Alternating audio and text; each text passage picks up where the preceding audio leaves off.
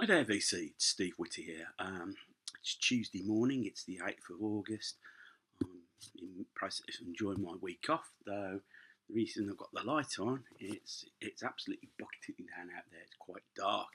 Still, it ain't going to stop me going out today. After all, it's only water, and we do need it for life, so to speak.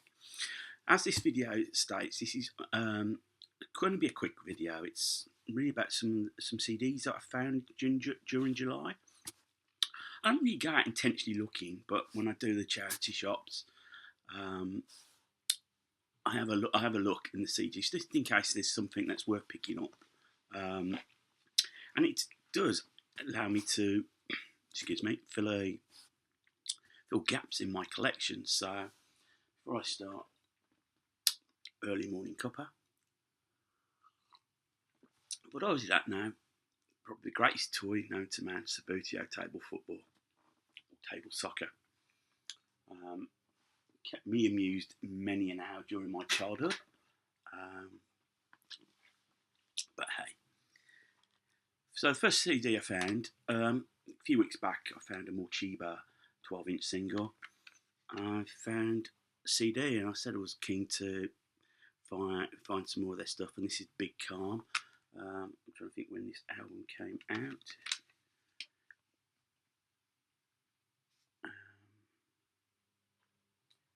1998 from the looks of this. It's still got the little card that you had in the CDs. Pre-internet days, this is, if you wanted more information on a band. Band consisted of Sky Edwards on vocals, Paul Godfrey, Ross Godfrey, and Pete Norris. Very, I would say, trip-hoppy dance. Really, I enjoyed this album, to be honest. Probably a bit late on the scene with Morcheeba. I know Anthony Bourdain's a big fan of them. I think it might have been Paul Godfrey, one of the Godfreys, that he featured in one of his episodes. Be a bit careful. There's a bit of glare on here. I can just take that away. I think that's better. I think you've seen the glare from the window. Next CD I found, and this is one that was to plug a gap. Portishead Dummy.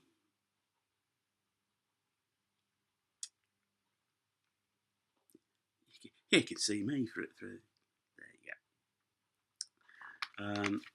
What can I say about this album? Groundbreaking, especially on the trip hop stage. When did this come out? I think it might have been 1994. Yes, 1994. So it's over 20 years old. Still sounds great. Portishead, really, for those who don't know, Portishead is an actual town. It's on the seaside resort on the Bristol Channel. So that's where the band got their name from.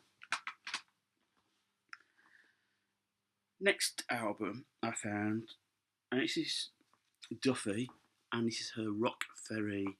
This is the deluxe pack of the Rock Ferry album CD. Came out in, I think it'll be 2000. This particular edition came out 2008. This album was huge for a debut album.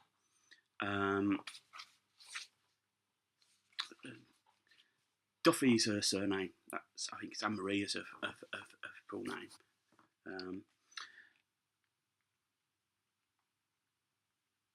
And you got Rock Ferry, Warwick Avenue,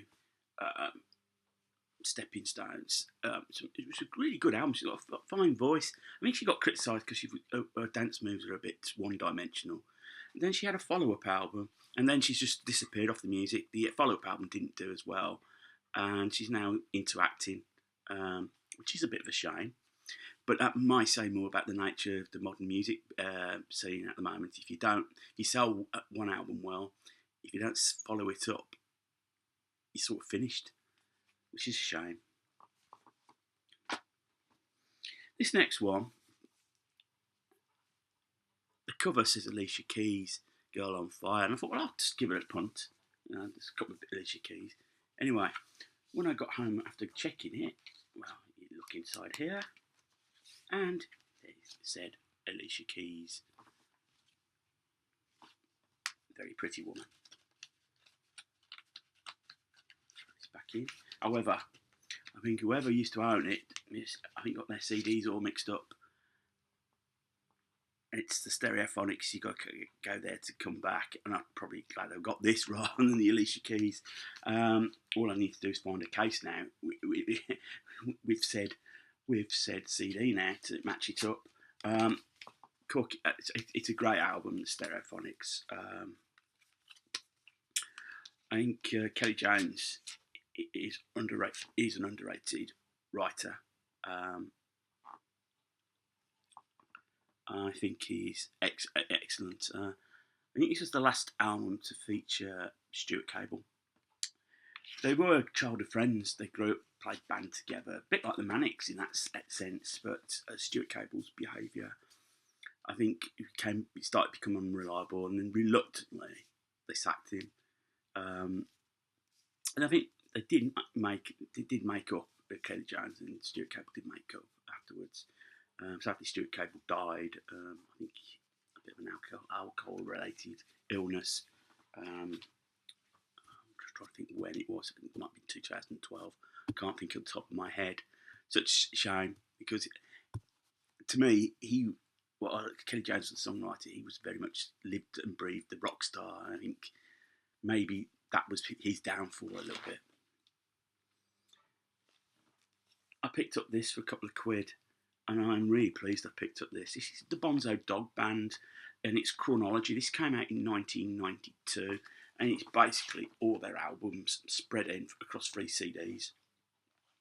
So CD 1, they're out, is known as Intro, and you've got Gorilla and The Donut in Granny's Greenhouse. CD 2 is known as The Outro, and that features Tadpoles and Keynsham. And then the final CD is known as The Dog Ends, and that features, the first part of it is some like outtakes, and then it also features the final album, Let's Make Up and Be Friendly.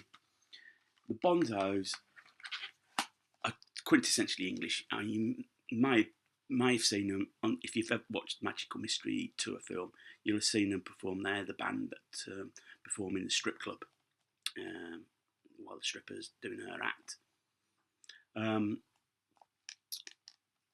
I've got a couple of their albums, and with this, I feel I might have a little bit of a delve into them. I might do a bit of an appreciation of the band. Some of it's not dated very well, and some of it's very schoolboy humour. Some of it's really good. While I was in the same charity shop, to say I found this for £1, considering it's only been released last year, I was really stoked. Sandy Denny's 5 classic albums. Now, this is brought out by Spectrum Music, basically, in licence with Island Records, and the 5 classic albums are basically all solo albums. So you've got, get these out, The North Star, Grassman and the Ravens, Sandy,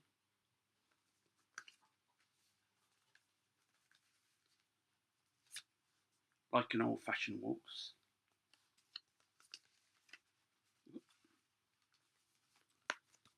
the final studio album, Rendezvous, and this is Goldust, the live album Goldust. This was her last ever concert. Sadly, Sandy Denny died in 1978. And again, I think given that, because I might as well show you this, based on that, I went and brought myself Fairport Convention, the first 5 albums, very much in the same series, 5 albums. And then these are great, actually. These are all decked out like in the original covers as an album, but it's just the actual album. No bonus tracks, no nothing. Sometimes I do find with CDs, if you put bonus tracks on that, they get very rare listened, because it's such a long haul to listen to. You know, all those vinyl box sets that you find, and they look great because nobody's played them. So you've got the debut Fair Book Convention album, What We Did on Our Holidays, and this was the debut, features first debut of Sandy Denny with the band. Unhalf Brickin', Liege and Leaf, which is considered to be the greatest folk album of all time, and When Sandy Denny and Ashley Hutchins Left, Full House. So, armed with that, I'm pretty much going to do the same sort of thing with Sandy Denny. I'm going to have a delve in and do a bit of appreciation, because in my eyes, Sandy Denny is the greatest female vocalist Britain's ever produced, by a long chalk. And then finally, in the box sets, I found Scott Walker.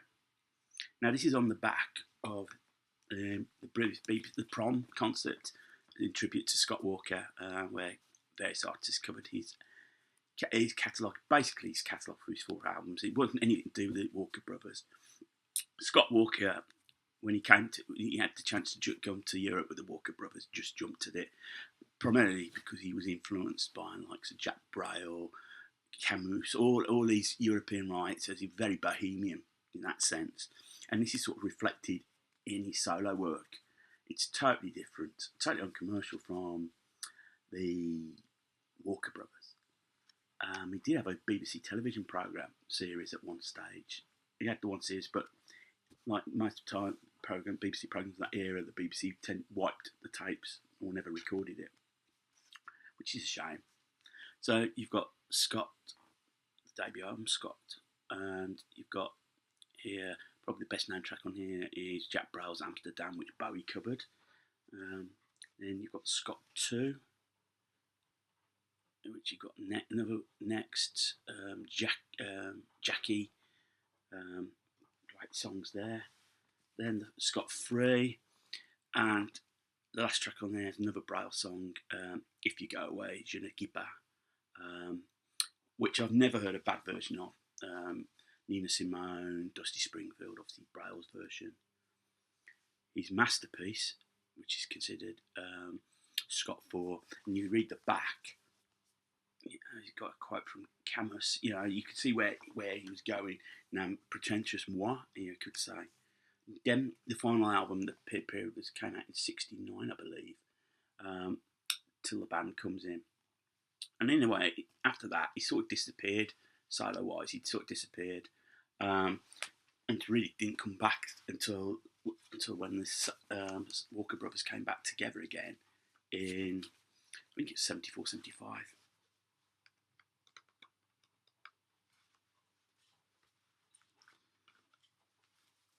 Okay. There we go. So that's all my CDs that I brought in the month. Some very good, I think, some very good CDs I found. I'm particularly keen to find more of these Spectrum. I've seen the Traffic one, Sensational Alex Harvey one. And the reason I'm buying these is the albums, they're rare and Rocking Horse Droppings, and will cost an arm and a leg, the vinyl. So I'm just going to pick up what I can. Nothing wrong with CDs. So that ends the video. If you liked what you see, thumbs up. If you didn't, thumbs down. Feel free to put comments in, and I'll always reply back to you. If you're new to the channel, you've just seen my face for the first time, don't let that put you off. But if you want to see more videos for myself, then click the subscribe button. It's always worth subscribing to. So anyhow, to the next video, take care of yourselves, keep smiling, keep listening to the music.